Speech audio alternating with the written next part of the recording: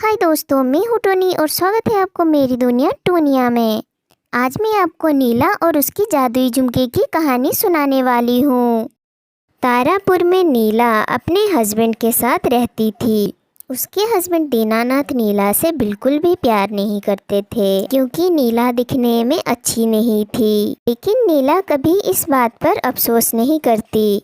एक दिन की बात है, नीला अपने दोस्त से मिलने रेस्टोरेंट जा रही थी। तभी उसका पति भी ऑफिस के लिए निकल रहा था तो नीला बोलती है, सुनिए जी, आप तो ऑफिस जा ही रहे हैं, मुझे भी रास्ते में रेस्टोरेंट तक छोड़ दीजिए। ये सुन के दीनानाथ बोलता है, मुझे क्या कुछ काम नहीं है, मैं यही सब करता रहूंगा। मुझे वैसे भी देर हो रही है ऑफिस जाने के लिए। ठीक है, जल्दी आओ, फिर रेस्टोरेंट के बाहर ही छोड़ दूंगा। फिर वो दोनों वहाँ से अपनी गाड़ी लेके निकल जाते हैं। रास्ते में जाते वक्त दीनानाथ बोलता है, नहीं, अगर जाना था तो जल्दी निकलना था ना, इतनी देर क्यों लगा दी? इतनी देर तक तैयार होने की क्या जरूरत है? तुम कितना भी तैयार हो लो, तुम्हारा रंग नहीं बदलेगा। ये सुन के नीला थोड़ा दुखी हो जाती है। वो दुखी होते हुए बोलती है, अजी अब ऐसे क्यों बोलते हैं, मेरा रंग अगर काला है तो इसमें मेरी गलती थोड़ी ना है। मुझे भगवान जी ने यही रंग दिया है तो मैं क्या कर सकती हूँ। दीनानाथ गुस्से में बोलता है, हाँ, तुम्हारी तो कोई गलती ही नहीं है, गलती तो सारी मेरी ही है ना। मैंने ही तुमसे शादी करके गलती कर दी। पता नहीं कौन से मनुष्य वक्त में तुमसे शादी हुई थी। मेरा तो किस्मत ही खराब है जो तुम मेरी पल्ले पड़ गई हो।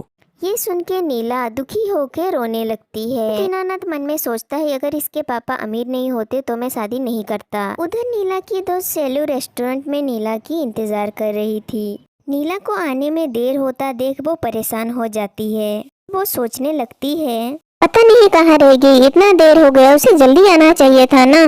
पूरा आधा घंटा लेट हो गई है। अगर मुझे उसे काम नहीं होता तो अब तक मैं चली गई होती। कुछ भी हो, अमीर है, जब भी पैसे मांगू दे देती है, इसीलिए दोस्ती रखनी पड़ रही है, वरना ऐसी काली कलुटी के साथ कौन दोस्ती करता है। तभी वहाँ पर नीला आ जाती है। नीला उसे दूर से ही देख के हाय बोलती है और देर से आने के लिए माफी भी मांगती है। फिर वो आके सेलू के साथ बैठ जाती है। सेलू नीला से पूछती है, इतनी देर कहाँ लगा दी, पूरा आधा घंटा इंतजार करवाया है तुमने। नीला ये सुन के बोलती है, अरे थोड़ा तैयार होने में देर हो गई और ऊपर से ये ट्रैफिक। सेलू ये सुन के हंसने लगती है और वो हंसते हुए बोलती है, तुम भी ना बड़ा मजाक करती हो, तुम्हें तैयार होने की क्या जरूरत है, कितना भी तैयार हो लो कोई तुम्हें देखेगा क्या? जैसी शक्ल है, कोई एक बार देख ले तो दोबारा मुड़ के भी नहीं देखेगा। ये सुन के नीला थोड़ा दुखी हो जाती है। फिर सेलू बोलती है, ठीक है ये सब छोड़ो, मुझे 50,000 रुपए उधार चाहिए, पैसे हो जाएंगे तो तुम्हें वापस कर दूंगी। तो नीला उसे 50,000 रुपए देते हुए बोलती है, ठीक है ये लो, लेकिन जल्दी वापस कर देना। फिर नीला वहाँ से दुखी होके जाने लगती है। रेस्टोरेंट के बाहर बस स्टॉप पे जाके वो जोर जोर से रोने लगती है। फिर वो खुद से बात करते हुए बोलती है,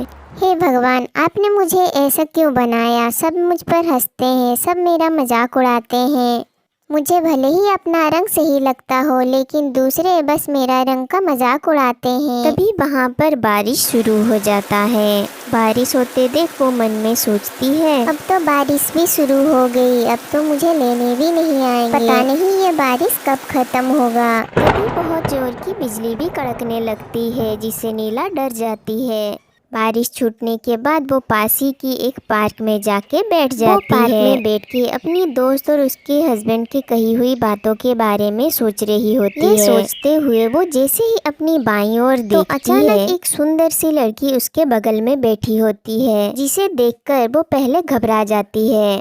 फिर वो उसे पूछती है, आप कौन हो, यहाँ कब आए, मुझे तो पता नहीं चला, मैंने तो आपको आते हुए देखा भी नहीं। नीला की बात सुन के वो लड़की बोलती है, तुम अपनी परेशानी में इतनी खोई हुई थी, शायद तुम्हें पता ही नहीं चला मैं कब आई। वैसे एक बात बताओ, तुम इतनी परेशान क्यों हो? तो नीला थोड़ा सोचते हुए उसके साथ दिन भर जो भी हुआ वो सारी बातें उसे बता देती है। नीला की बात सुन के वो लड़की बोलती है, अच्छा तो ये प्रॉब्लम है, क्या तुम्हें भी तुम्हारा रंग पसंद नहीं है? इस सवाल पर नीला बोलती है, अरे नहीं नहीं, ऐसी कोई बात नहीं है, मुझे मेरा रंग पसंद है, लेकिन दूसरे जब मेरा मजाक उड़ाते हैं और मेरे पति भी मेरे रंग के वजह से मुझे प्यार नहीं करते तो मुझे बुरा लगता है। नीला के इतना बोलते ही अचानक वहाँ पर रोशनी हो जाती है और वो लड़की जैसे उस रोशनी में गायब हो जाती है। ये देख के नीला घबरा जाती है और सोचती है, ये क्या था? ये क्या हुआ? ये लड़की गायब कहाँ हो गई? और ये रोशनी कैसी थी? तभी नीला के बगल में एक अजीब सा बॉक्स भी प्रकट हो जाता है।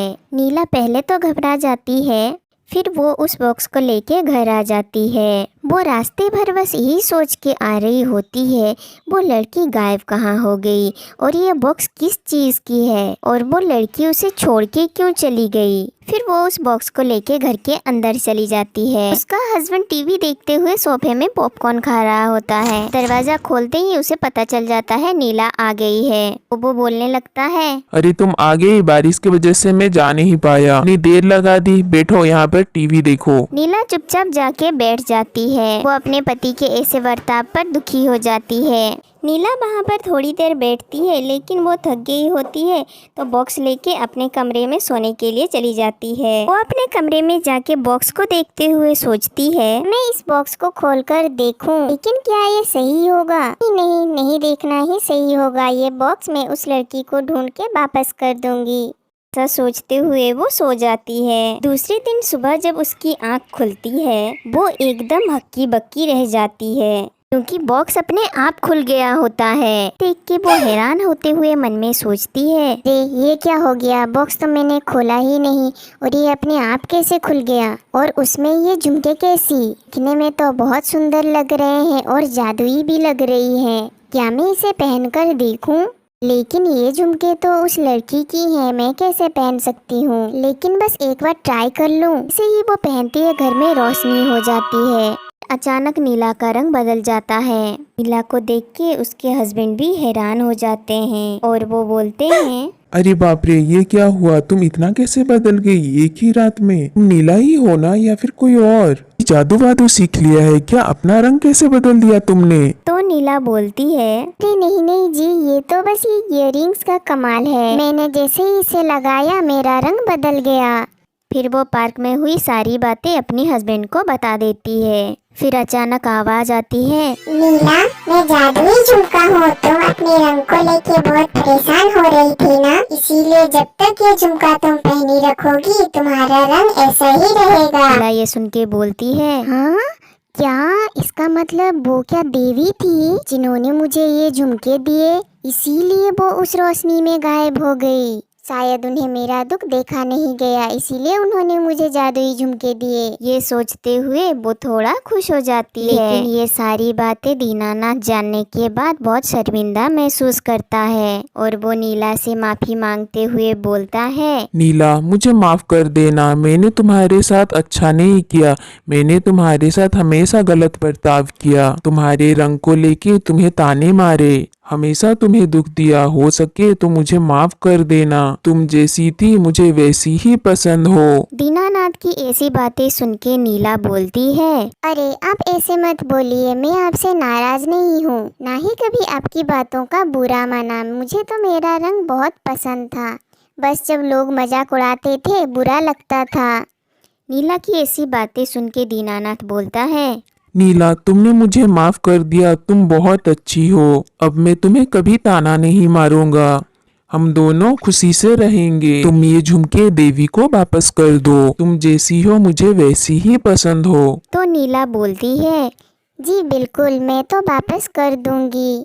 ये बोलते हुए नीला जैसे ही अपने कान से झुमके निकालती है, उसका रंग पहले जैसा हो जाता है, जो देख के दीनानाथ बहुत खुश हो जाता है। फिर वो दोनों एक साथ खुशी खुशी रहने लगते हैं। हाय दोस्तों, उम्मीद है आपको मेरी कहानी अच्छी लगी होगी। अगर आपको मेरी कहानी अच्छी लगी तो वीडियो को लाइक जरूर कर दीजिएगा, लेकिन चैनल को सब्सक्राइब करना मत भूलिए, क्योंकि इससे आप मेरी कहानी आगे भी सुन पाएंगे। मेरी कहानी का नोटिफिकेशन आप तक पहले पहुंचे, इसीलिए बेल आइकन को भी दबा दीजिएगा। Bye bye, see you soon.